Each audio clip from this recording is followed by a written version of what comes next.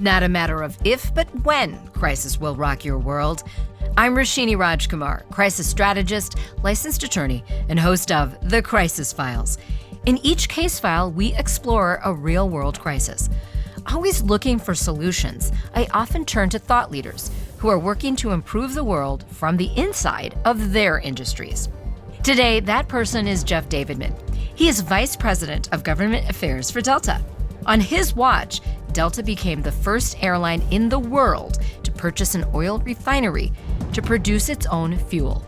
By 2050, Delta wants to land at net zero emissions. Jeff is here for the case file I call Dueling Fuels.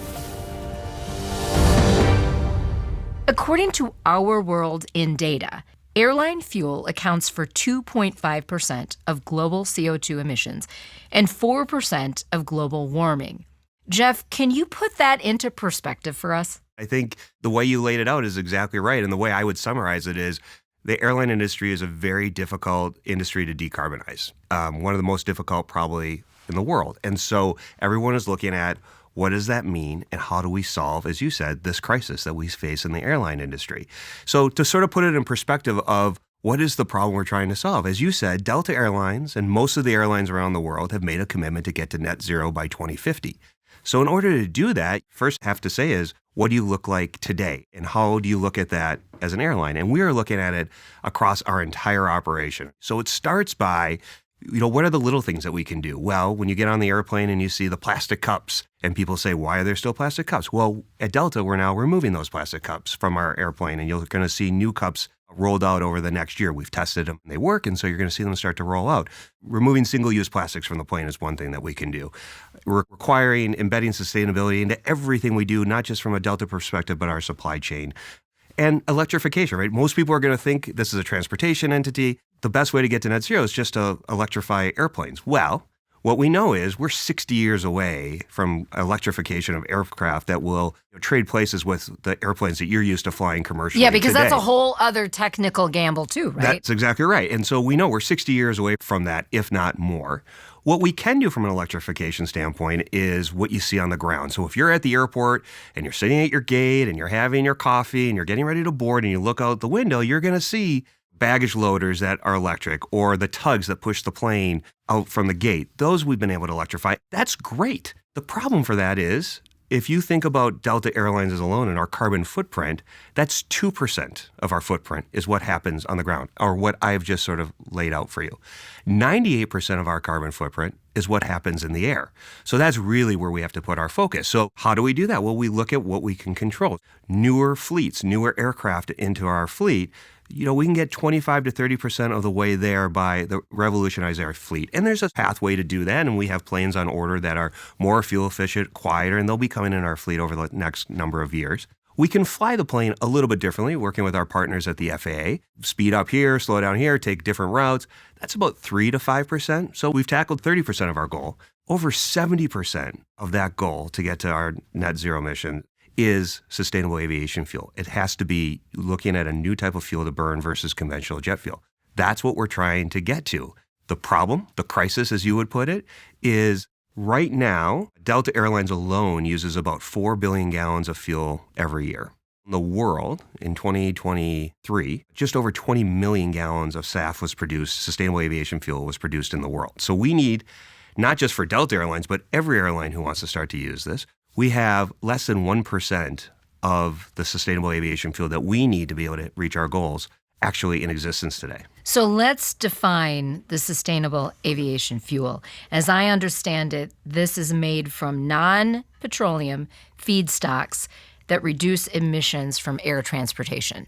So what does SAF look like? It's really this amazing miracle product that we know works, but really doesn't exist today. And what we talk about today could look very different in the years to come because of the technology and the innovation that we're going to see in the field. But you've described it the right way. To put it in a little more context, a little more summary, sustainable aviation fuel, as it gets defined both at the federal government when they've done their various legislation around it, we've seen it as well at the state level. It's really a fuel, as you said, comes from different types of feedstocks, but at a minimum, it has to have a 50% reduction in the greenhouse gas emission, or GHG, that conventional jet fuel would have as you look at the life cycle of the fuel. So that's kind of the base definition. It has to have a minimum of 50% reduction. It can come from a number of different feedstocks. So it can come from things like corn or soybeans or municipal solid waste or forestry products. It can come from different types of oil seeds and can come from hydrogen. There are a number of different ways that we can make it. But what's amazing about it is once it's made, you can take 50% SAF. It's called a drop-in fuel. SAF is a drop-in fuel. So you can take 50% SAF and blend it with 50% conventional jet, blend it all together, and the properties, the ASTM, is exactly the same as conventional jet fuel. So once you do that and you blend it, the airplanes and all the infrastructure that we have doesn't know the difference. The savings in it, or the sustainability piece of it, is how we made it, because we're making it from different products and from petroleum.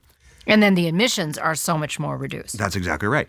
The other great thing about it is the infrastructure that we have in place doesn't see the difference between SAF and conventional jet fuel, because once it's blended together. So we can put it in the same pipelines that we send jet fuel to the airport, in the same tanks that you see at any airport around the country, from the tanks through the pipes that go underneath the airport right into our planes. And then our planes and our engines at a 50-50 blend doesn't see the difference between that and conventional jet. So that's just amazing from a technological standpoint. I mean, your engineers must be amazing. Not ours. So what's amazing about this is what we have to think about from a Delta perspective and an airline perspective, and what I think is really important in this conversation is we know what our carbon footprint looks like, and we know that SAF is a really key part to trying to solve this. And we know how to fly airplanes, we know how to run an airline business, but what we don't know how to do is make sustainable aviation fuel. And so we are just one part of this value chain. We're the end of it. We're the consumer. And it's our job to make sure people know the need out there and the demand for this product, but we don't know how to make it. And so we are working throughout the value chain. So whether it's with the growers of these various feedstocks, whether it's with producers of various types of fuels, transportation logistics, universities around the country that are doing research in this space, the airports that we fly to, throughout the value chain, we're working with them to try and solve this problem. The airplane manufacturers, the engine manufacturers. And the hope is today we're at a 50-50 blend rate, which is great. But as we're going to try and get to our goal of net zero by 2050, we have to increase that. So the hope is over time, working with the aircraft manufacturers, the engine manufacturers, we're going to increase that blend rate from 50 to 60 to 70, all the way to 100%, that we can use sustainable aviation fuel at 100%. I said at the beginning that there's very little out there today. U.S. Airlines, working with the administration in 2021, signed up for what's called the SAF Grand Challenge. And so we said that by 2030, we would like 10% of our conventional jet fuel to be replaced by sustainable aviation fuel. As an industry as a whole, that's 3 billion gallons. As I said before, I think Delta uses 4 billion gallons just by ourselves. So 10% of that is we have to get to 400 million gallons by 2030. We're sitting in 2024 right now, and I told you last year only 20 million gallons were made worldwide. So you see where we need to get to. And as we know, can't do this by ourselves. We need the entire value chain to do it. Right. So you talk about this so effortlessly, Jeff. I'm really impressed. He's not looking at notes. You're so passionate about this, which is what we love on the Crisis Files, especially when we're trying to solve a crisis. What is the timeline? So you were telling me Delta has a net zero goal by 2050 and other airlines. Does the entire industry? Not entirely, but if you look at IATA, which is the International Airline Trade Association, they have a goal of 2050. So I can't say every airline has made the same commitment, but a large number have around the world, not just in the U.S., but around the world. So is it possible? We're sitting here in the middle of 2024. Is it possible for Delta and others to get to net zero by 2050? And is it possible to have the production rates that you're just describing? We firmly believe it is. And you said I'm passionate about this. I am passionate about this. I've worked in this industry for 20 years. If you think about what I've seen from just after 9/11 to bankruptcies to mergers, most recently COVID. I love air travel. I love aviation. You love a good crisis. I love a good crisis. You're also telling I love us. a good crisis. And I've loved working in this industry. No 2 days are the same, and it's fascinating.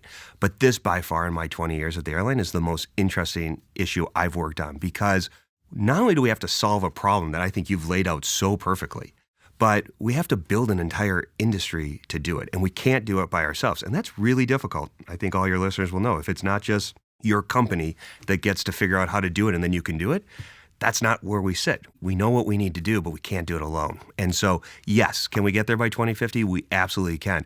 But we can't think about it today. Where do we get to 2050? So is what we're doing at Delta and what we're doing with various coalitions that we've built around the country is you got to literally think about what's next year. What are we going to accomplish this year? What do we have to accomplish for 5 years from now? What are we going to accomplish a decade from now? And so on and so forth, so we can get to that 2050 goal. What can the individual consumer do? Because when you describe this, it's a monstrosity. I feel somewhat lifted that you are part of working on this and very much leading and guiding, talking to governors, talking to the federal government.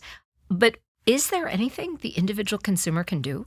There is, first of all, becoming educated on it and knowing it's important. We know both from our customers and our employees that sustainability is critical. It's not a choice, it's a business imperative. Our customers and our employees both expect us to get to 2050. So it is now a core function of what we're doing as a business. So from an individual standpoint, making sure that they're educated on it, but also knowing that this is a solution that allows everyone to continue to travel and feel good about what they're doing from a sustainability standpoint. Another thing that we're seeing with corporate partners around the country is that this is important to them as they look at their own carbon footprints. And so as you think about various companies that fly a great deal, travel a great deal, which is wonderful, and they're looking at what can they do with their Scope 3 emissions. And so we're partnering with them to help us develop SAF, help us pay, because right now there's a bit of a premium for SAF versus conventional jet fuel. Its price is about 2 to 3 times more. So we're looking to our corporate partners to help us in that area to help offset some of those costs as well, because we know it's important as we're scaling up the industry.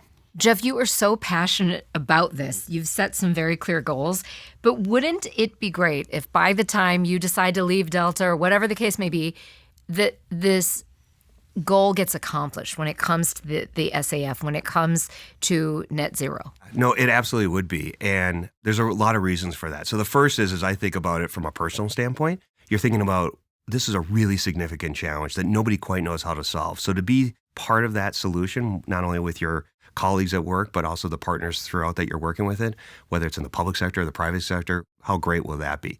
Second of all, I think about it from an industry standpoint, that we have to find a solution to get to net zero by 2050. As we've talked about, it's not just a nice to do now, it's a business imperative. And so to be part of the solution that we can solve that, not only from a personal standpoint, but for our customers and for our employees, that we're solving that issue, which is not easy to solve. And then I think about the communities that we serve, which is always where, in an airline industry, you start with your employees and you start with the communities that you serve. This is such a win for them. That's a sustainability piece, which is extremely important. But also, as we've talked about these numbers today, right? So 3 billion gallons by 2030, 35 billion gallons needed by 2050. The economic development opportunities that will come with this is incredible. And it can work all across the U.S. It could really be across the globe. Well, there might even be new industries created by the needs of SAF. That's exactly right, because the feedstocks I told you about today might not be the feedstocks that we're looking at 10 years from now, 15 years from now. Because of innovation, we're just at the beginning stages of this industry. So what's going to come next? We know we're doing the right things, not only from a sustainability standpoint, but economic development opportunities for all the communities that we serve. It's really an exciting time. It is. Well, the Wright brothers would be very proud of you, Jeff. Thank you so much, Jeff, for highlighting what Delta is doing and for challenging your industry to run on board. Today's Crisis Brief is brought to you by Huntington. Number 1, we're at the beginning of the runway of a new fuel to power aircraft.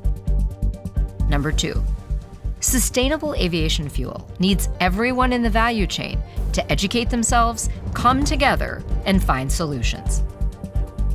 Number 3, the goal of net zero emissions is the right thing for business, customers, employees. Sometimes reaching your goals takes more than money. It takes know-how. That's why money's just the start of what Huntington can do. Get more than money from your bank. See how at huntington.com/getmore. Follow us on YouTube and Instagram at The Crisis Files. Rate, review, and subscribe to The Crisis Files on your platform of choice.